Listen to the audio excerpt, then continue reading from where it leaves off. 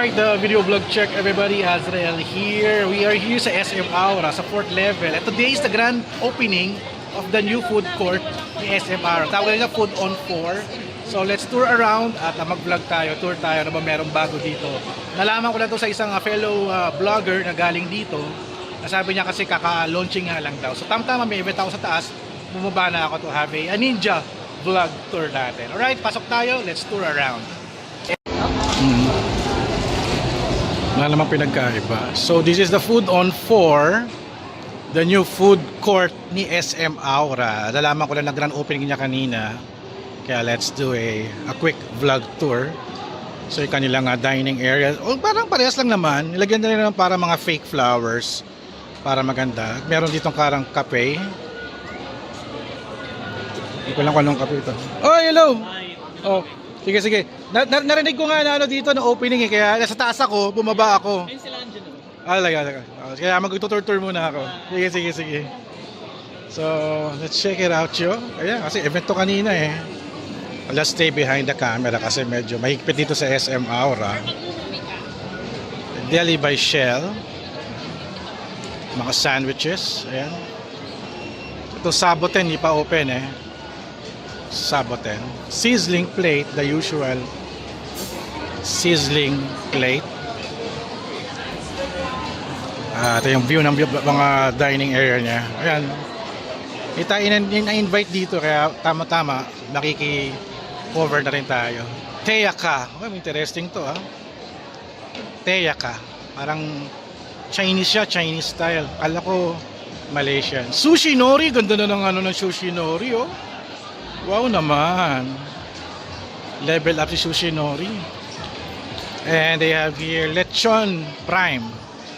Lechon Prime. Parang Optimus Prime.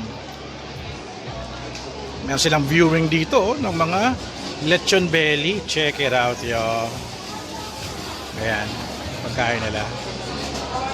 Lechon Prime. Naday Fujisoba. Uy, first time ko makakita ng fast food ng Naday Fujisoba. This is nice. Arigato. Thank you. This is nice They have it the fast food style at hindi na siya restaurant. This is very interesting. Pepper lunch din. Uy, parang mga food court style na. Pepper lunch, food court style. This is nice. At ang pinakakaguluhan palagi is Frankie's. Ayan, Frankie's. So, wala na ditong area. Let's cross over here. I think may mga exhibits sila dito ng mga pagkain during the launching event. And this one is stir-fried beef noodles. Teyaka. Ayan. Some fried rice.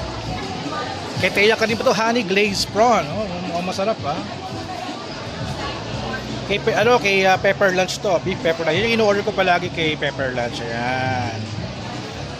At ito, parang gusto ko to pepper steak.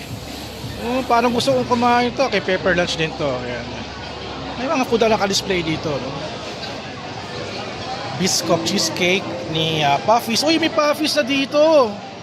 Nice. Ayan. Sa ano ko natikman yan? Sa SM Tanza. Deli by Shell. Ayan, pastrami sandwich na beef yan. Tacos. Okay dito may exhibit ng mga pagkain Another kay Puffy's din. Yan, gusto ko yung Puffy's souffle pancake na Oreo. Ayan. And they have here ano to? Walang to mga K. Hindi ko mabasa yung yung nakalagay. Kevin Ong. I think parang baker yata ito si Kevin Ong. Sayang wala nang mapagkain yung iba Parang kinain na yata. And more here. Hindi ko alam kung anong pagkain to. Wow! Sushi Nori to. Sushi Nori. Wow. We check it out. Oh my God. Pati kay Frankie si pinagkaguluhan sa kabilang. Ayan. At mukhang masarap salted egg wings ni Frankie's. And sa other side, Bored and Hungry. Oh, ito yung yung sikat na crypto nandiyan pala mga NFT. Bored and Hungry. Cinnabon. Ayan. And this one is from Lechon Prime. Check it out, Joe. Lechon Prime. Wow. Yan, sizzling ala lechon bulalo steak. Oh my God. And more from sizzling pork steak. Oh, kanino to? Kay sizzling plate. Sizzling plate. Ito naman kay Naday Fujisoba. Udon. Ayan, mga udon yan. Tantan udon. Ang imbis sa ramen, isang udon. Pag udon, makapal yung noodles. Ayan, sizzling plate na naman din to. So let's take a tour at meron ditong Cinnabon.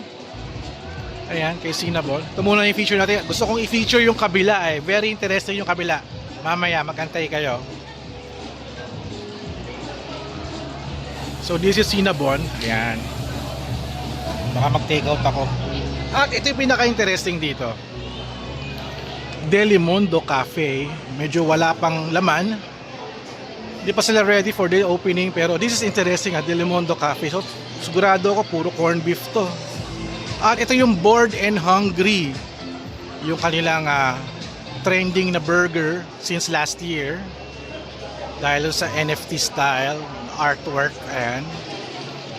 Dati sa Rockwell to, ngayon nasa ano na sila, SM Aura, mga pop-up store. Magkano ba itong mga burger nila? $385, $395, $465, $445. Okay. Try natin next time yan. So, let's move on. Ano pa meron dito? Ating yung Puffies eh. Ito yung Puffies. Oh my God. Meron silang viewing area to make a yung souffle pancake. Ayan. Hello. Ayan. Sarap dito yung mga souffle pancake nila. And still here, the dining area. Ganoon naman din eh. Medyo mas maliwanag lang. They're using the natural lighting at mga fake plants. I think yung sa atin malalaki at totoong plants eh. At meron ditong isa, Gelato by Chef Miko. Hindi siya part ng food court, but ito yung hinahanap ko ng isang araw. Kasi gusto kong mag-gelato. Kay Chef Miko to. If you remember the Crown Street Kitchen by Chef Miko, yun yung ginagawa niya. So katabi siya ng food court. Feature na rin din natin to. Ayan. So ayun, sa kabila is Ben's Cookies, Gongcha. Itong floor na puro kainan. So this is it. This is the tour of the new food on 4 kasi sa 4th level yata tayo. Tama ba? Food on 4 ni SM Aura. Bakit pa tinawag ang food on 4? Dahil sa 4th floor ba? Yes, nasa 4th floor, nasa 4th floor nga tayo. So ayun, I'll switch off here. Thank you guys for watching. So don't forget to subscribe, like, and comment. I'll see you guys in the next video vlog. Nag-ninja vlog lang tayo. Kasi SM Aura kasi medyo maigpit eh. Yeah, since media event naman, kaya medyo pakaslight na medyo malawag sila ngayon. Alright? So kita-kits at kain tayo sa Delimondo Cafe soon. Alright?